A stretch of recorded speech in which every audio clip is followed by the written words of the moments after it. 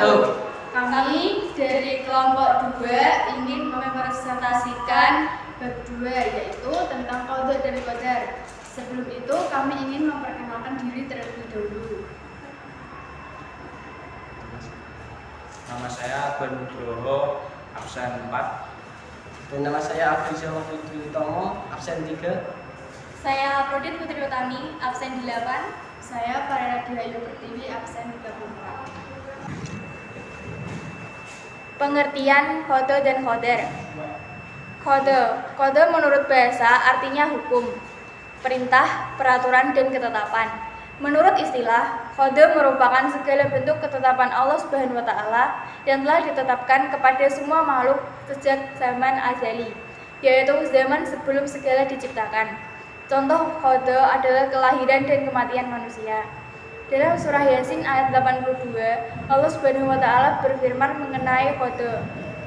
Bismillahirrahmanirrahim. Innama amruha iza arada syai' ayyaqula lahu kun fayakun, yang artinya, sesungguhnya keadaannya apabila dia menghendaki sesuatu hanyalah berkata kepadanya, jadilah, maka terjadilah ia. 2. Qadar. Secara bahasa, qadar artinya ukuran atau kadar.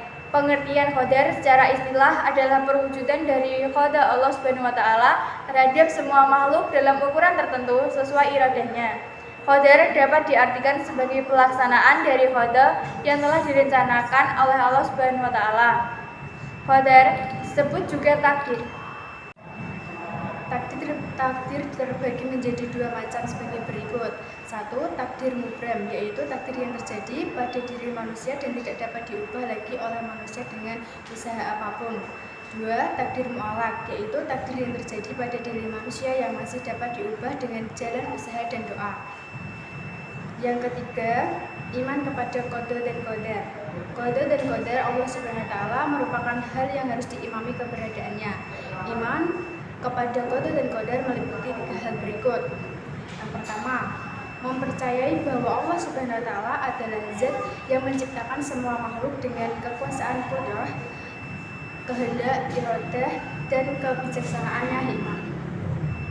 Bismillahirrahmanirrahim.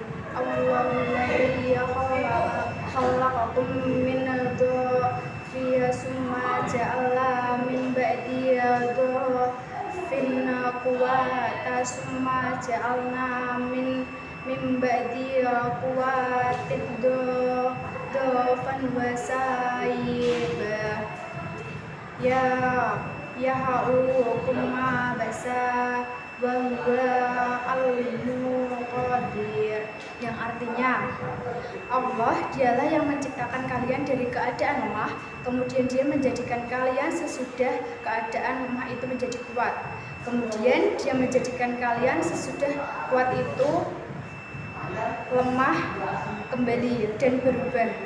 Dia menciptakan apa yang dikehendakinya, dan dialah yang maha mengetahui dan maha kuasa. Quran Surat Ar-Rum ayat 54. Mempercayai bahwa Allah Subhanahu wa Ta'ala mempunyai hukum dalam menciptakan makhluknya.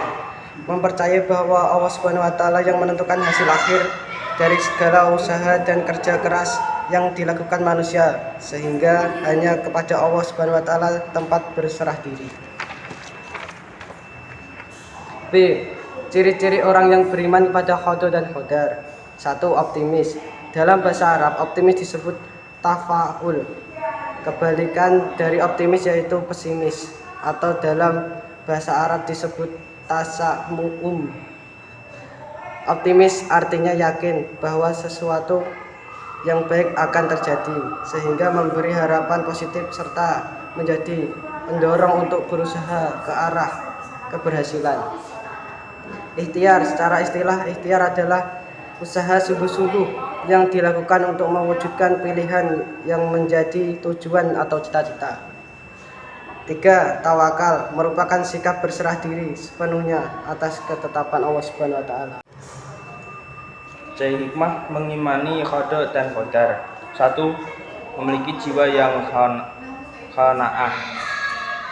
Dua, menganggap bahwa persoalan hidup adalah ujian dari Allah yang harus menghadapi untuk menguatkan keimanannya. Tiga, berani memperjuangkan dan menegakkan agama Islam. Empat, jiwa terjadi tenang, tidak mudah goyah oleh keyakinan-keyakinan atau pengaruh dari lingkungan dan pergaulan di masyarakat. Lima, mampu mengendalikan dirinya saat suka maupun duka. Sekian presentasi dari kami. Bila ada kesalahan kata atau kalimat, kami mohon maaf. Wassalamualaikum warahmatullahi wabarakatuh.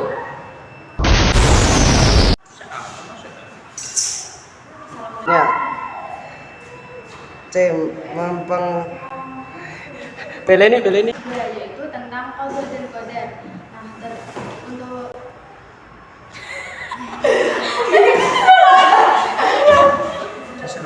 sebelum itu Geser, rem.